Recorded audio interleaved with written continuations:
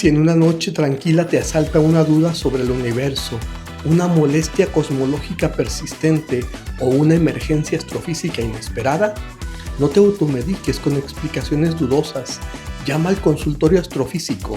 Aquí revisamos los síntomas, hacemos diagnóstico y buscamos tratamiento científico para entender mejor el cosmos.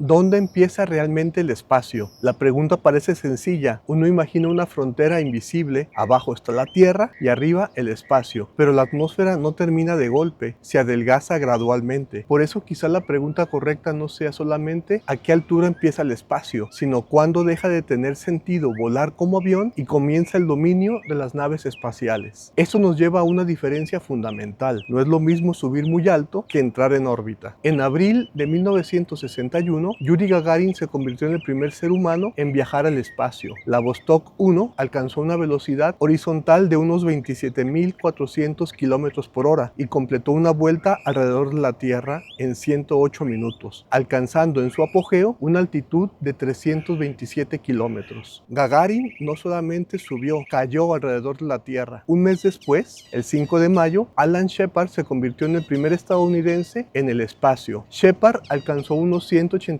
kilómetros de altura. Aunque su vuelo fue suborbital, subió, permaneció algunos minutos en caída libre y regresó al océano. La diferencia entre ambos vuelos no fue principalmente la altura, sino la velocidad. Shepard llegó aproximadamente a unos 8.300 kilómetros por hora, Gagarin a más de 27.000. Para permanecer en la órbita baja hay que moverse horizontalmente a casi 28.000 kilómetros por hora. Así, mientras la nave cae, la superficie terrestre se curva debajo de ella y nunca se llega a alcanzarla. Esto es una órbita, una caída continua en torno a la Tierra. John Glenn consiguió esto para Estados Unidos en febrero de 1962 a bordo de la Friendship 7. Completó 3 órbitas y entró en el mismo dominio físico que Yuri Gagarin. Existe incluso una frase atribuida a los soviéticos, según la cual el vuelo de Shepard no había sido un verdadero viaje espacial, sino un gran salto de rana. La cita es difícil de verificar, pero la imagen resulta útil. Un vuelo suborbital puede llegar muy alto, pero si no alcanza la velocidad orbital, solamente toca el espacio y regresa. Algo parecido sucede con los vuelos espaciales privados actuales. Por ejemplo, Blue Origin lleva pasajeros por encima de los 100 kilómetros, cruza la llamada línea de Kármán, ven la curvatura terrestre, contemplan el cielo negro y flotan durante algunos minutos. Sin embargo, no entran en órbita, suben y bajan. Virgin Galactic suele alcanzar alrededor de unos 86 kilómetros. Esto supera las 50 millas, unos 80 kilómetros, que es lo utilizado históricamente en Estados Unidos como el límite del espacio, pero queda por debajo de los 100 kilómetros establecidos por la Federación Aeronáutica Internacional. Entonces, ¿sus pasajeros fueron al espacio? Bueno, pues depende de la definición. Por otro lado, SpaceX es diferente. Sus naves han llevado astronautas a la Estación Espacial Internacional a unos 400 kilómetros de altura. La misión privada Inspiration 4 llegó aproximadamente a 585 kilómetros. En estos casos sí hablamos de vuelos orbitales. Las naves permanecieron cayendo alrededor de la Tierra. Podemos resumirlo de esta manera. Virgin Galactic realiza vuelos suborbitales que alcanzan el espacio según el límite estadounidense. Blue Origin cruza los 100 kilómetros, pero también sigue una trayectoria suborbital. SpaceX alcanza velocidad orbital, completa vueltas alrededor de la Tierra. La clave no es solamente la altura, sino la combinación de altura y velocidad. Un avión se sostiene porque el aire que pasa por sus alas produce sustentación. Conforme aumenta la altura, el aire se vuelve más tenue y el avión necesita viajar cada vez más rápido para mantener la sustentación. Y llega el momento en que ya no tiene sentido pensar como aviador y se necesita pensar en términos de mecánica orbital. Esa es la idea detrás de la llamada línea de Kármán. No existe una línea pintada en el cielo, es una frontera por convención que señala una transición entre el vuelo aerodinámico y el vuelo orbital. El valor exacto sigue siendo discutible. La Federación Aeronáutica Internacional utiliza los 100 kilómetros, mientras que los Estados Unidos han utilizado históricamente 50 millas, más o menos 80 kilómetros. Esto no debe sorprendernos, pues no existe una pared, sino que es una transición gradual y depende de la convención usada. Por eso, cuando una empresa afirma que llegó al espacio, no solamente debemos preguntar a qué altura llegó, también debemos preguntar, ¿entró en órbita? ¿Cuánto tiempo permaneció allí? ¿Alcanzó velocidad orbital o solamente sigue una trayectoria de subida y caída. Un vuelo suborbital no es poca cosa, requiere cohetes, sistemas de seguridad, control, trayectoria bien calculada y mecanismos de regreso. Es tecnológicamente impresionante, pero no es lo mismo que orbitar. ¿Es justo llamar astronautas a los pasajeros de Blue Origin o de Virgin Galactic?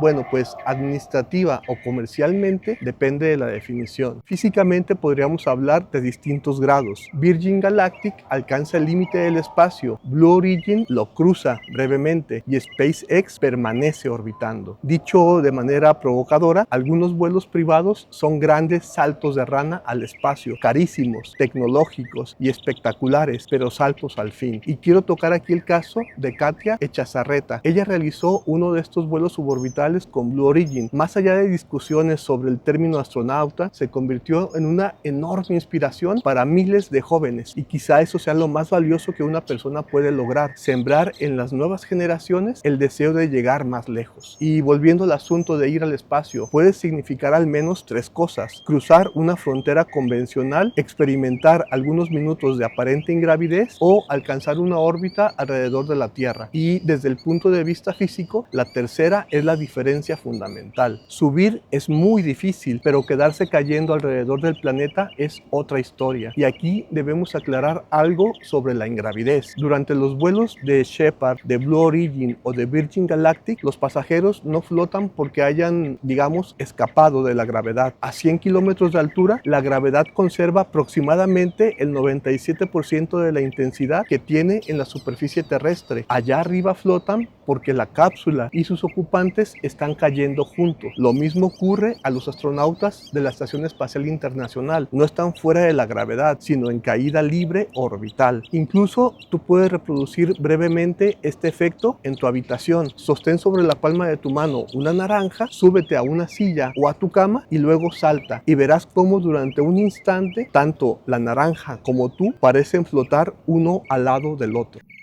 Si en una noche tranquila te asalta una duda sobre el universo, una molestia cosmológica persistente o una emergencia astrofísica inesperada, no te automediques con explicaciones dudosas. Llama al consultorio astrofísico. Aquí revisamos los síntomas, hacemos diagnóstico y buscamos tratamiento científico para entender mejor el cosmos.